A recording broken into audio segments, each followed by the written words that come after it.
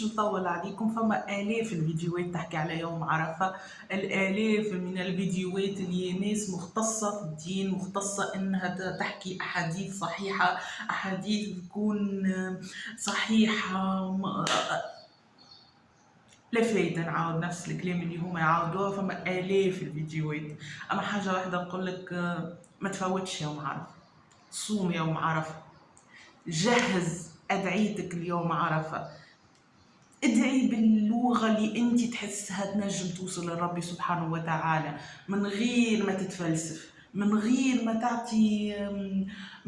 تعطي كلام، ومن غير ما تعطي وذنك الناس يقولك ما انا صمت يوم عرفة في العام اللي فات وما صار شيء. لا لا لا لا لا لا، نجم نقولك من هنا ومن المنبر هذا نقولك انه ربي سبحانه وتعالى كبير ورحمته وسعت كل شيء.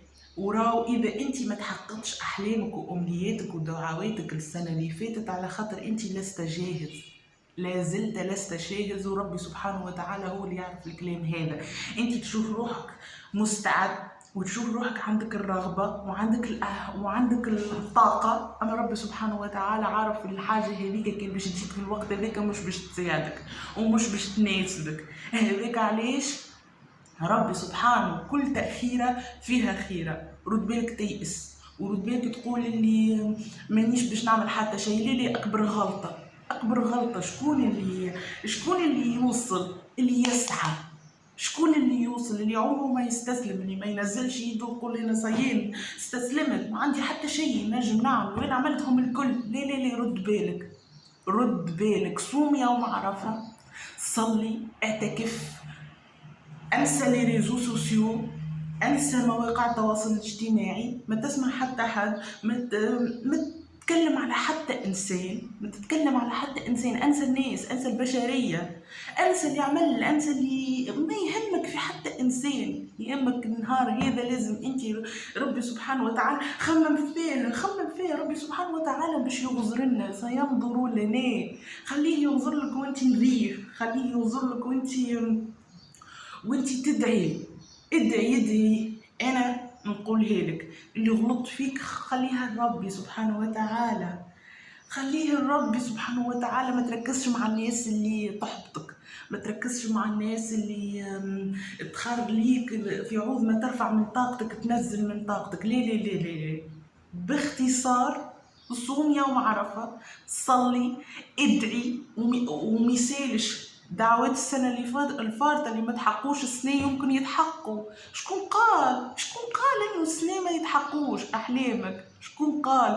يمكن السنة اللي فاتت انت ماكش مستعد، السنة هذه مستعد. ينجم يكون انت السنة هذه هي سنتك، هذه هي سنة الاستجابة، هذه هي السنة اللي ربي سبحانه وتعالى باش يحقق لك بها احلامك. تقوم انت تضيعها؟ ما تضيعهاش، ما تضيعش النهار الكبير هذا. ربي سبحانه وتعالى سيستجيب، ما تيأسوش. عمره ما كانت الحاجة تجيب اليأس، لا بالصبر وبالدعاء وتوري حالتك لربي سبحانه وتعالى وتحكي معاه بلغتك من غير تكلف ومن غير أي حتى شيء. ادعي. ما عندي ما نجم نقول لك ونزيدك في الفيديو هذا غير اني نقول لك ادعي ربي سبحانه وتعالى، وربي سبحانه وتعالى سيستجيب.